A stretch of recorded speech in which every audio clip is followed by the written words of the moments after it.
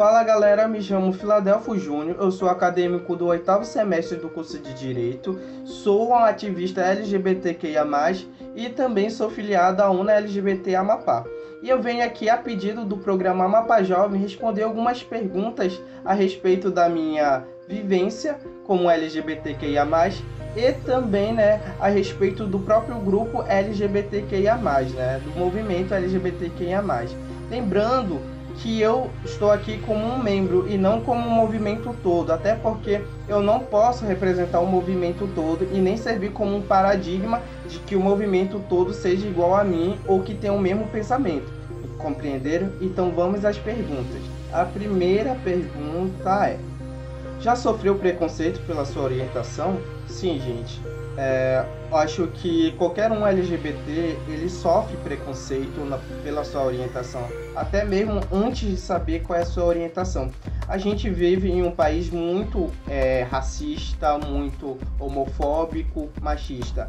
E pessoas como eu, que nascem um LGBTQIA+, já escuta desde cedo da sua família algumas ameaças, alguns conselhos homofóbicos, enfim. Então, desde criança, eu já venho sofrendo um certo tipo de preconceito e homofobia. E agora, grande, eu já consigo responder, já consigo lidar melhor com essas situações, tá bom? Vamos à próxima. Qual é o conselho que você dá para aquelas pessoas que ainda não saíram do armário? Bom, a saída do armário, eu acho que para todos que são LGBT, é uma questão bem singular, é uma questão bem própria. Então, muda de pessoa para pessoa, muda do seu ambiente familiar e da sua cultura. Então, o meu conselho é que você esteja seguro de si, que você realmente veja aquilo como é o que você quer, é o que você decide naquele momento, porque não existe um momento certo, digamos assim, que, por exemplo, 20 anos, todo gay tem que se assumir. Não existe isso. Cada um tem seu tempo. Pode ser você se assumir com 15, você pode se assumir com 14, você pode se assumir com 25, 30, 40, 50, sei lá. Cada um tem o seu tempo. E é importante também que as outras pessoas respeitem o tempo de cada um. É possível ser gay e cristão?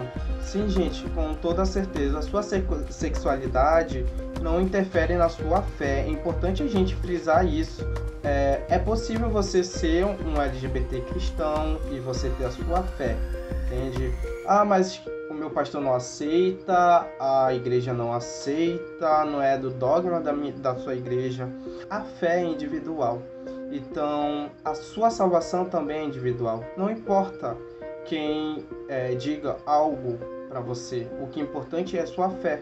Então, se você tem fé em Deus, você segue todos os outros mandamentos, você tenta ter uma vida melhor, segundo os princípios de Cristo, então tudo bem você, entre aspas, ser LGBT. Vamos lá. Você vê mais conquista para a comunidade LGBT na nossa sociedade no futuro? Sim, com certeza. Eu acho que a gente já conseguiu progredir bastante como um grupo social, um grupo de pessoas que buscam o melhor e lutam pelos seus direitos. Até um tempo atrás a gente não tinha direito, por exemplo, de adotar crianças. A gente não poderia, por exemplo, denunciar uma pessoa pelo crime de homofobia. Então a gente vai avançando com o tempo, e com o tempo a nossa sociedade vai entendendo sobre as nossas pautas, sobre o que a gente quer, qual é realmente a nossa intenção, que é nada mais nada menos do que ser respeitado. Vamos lá. Já sente medo por ser gay e viver em um país tão preconceituoso como o Brasil? Olha, não só como um país como o Brasil, mas como o mundo todo. E sim, eu sinto, e eu acho que é algo que eu sempre converso com meus amigos e com meus familiares a respeito disso, é que eles não sabem como é que é ser um LGBT e você tá no meio homofóbico. E às vezes as pessoas que são homofóbicas nem percebem como é que é isso, entende? Pra mim é um desafio grande eu, por exemplo, entrar em um banheiro masculino. Por quê? Porque quando eu entro, eu já sei de tanto que o mundo pode ser cruel, que eu entro de cabeça baixa, porque eu tenho receio de o cara achar que eu tô dando em cima, alguma coisa assim, e vir me agredir. Você sempre soube da sua sexualidade? Como foi o processo de aceitação? Bom, gente, assim, ter a certeza da minha sexualidade, quando eu era criança, eu não tinha. Porque até todo mundo falava que era errado, então eu tinha medo, não era o que eu queria pra mim, entende? Mas eu sempre sentia atração por meninos, e eu sempre gostava, achava bonito e tal, mas eu não queria pra mim. E com o longo do tempo eu fui entendendo que era o que eu gostava. E o processo de aceitação é um processo lento, é um processo de descoberta. Você vai descobrindo um pouquinho aqui, um pouquinho ali, e você vai olhar para a pessoa, vai achar a pessoa interessante, vai sonhar estar namorando com aquela pessoa, ou então só vai achar aquela pessoa bonita e ao pouco vai enfim, né? Você vai se descobrindo como um LGBT, né? Você vai descobrindo a sua sexualidade. Em algum momento se sentiu inseguro para contar para a sua família? Bom, quando eu saí do armário, não fui eu que quis contar, né? Eu saí por conta de uma situação, foram lá e falaram, enfim. E no final só tive que concordar e aceitar aquela realidade. Mas antes disso, eu tinha muito medo de ser descoberto, por conta dessa insegurança. Será que é o que eu quero? Será que é isso mesmo? Eu vou pro inferno? Entende? Então são tantas coisas que colocam na nossa cabeça que a gente se sente inseguro com a nossa própria sexualidade. Como é hoje a convivência com a sua família após se assumir? Olha, no início foi bem complicado, porque foi um choque para eles, e hoje eu consigo entender esse momento deles. Eles precisavam, digerir tudo isso, porque era uma outra cultura, era um outro tipo de pensamento, então para eles foi bem difícil. E para mim, hoje, a nossa convivência é bem melhor, porque um passa a compreender o outro, a ouvir o outro e dialogar mais um pouco, entende? Então, aos poucos a gente vai entendendo e vai lidando com isso. Fale um pouco sobre a UNA LGBT e qual é o papel dela.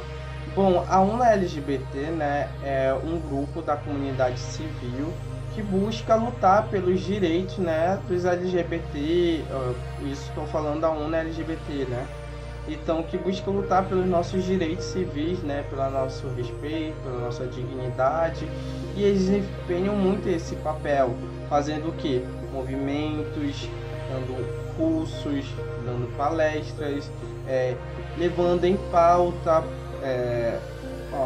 nossos interesses, nossos direitos, a nossa opinião.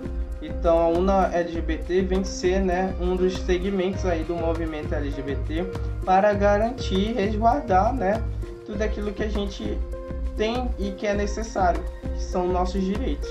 Como é lidar com as críticas?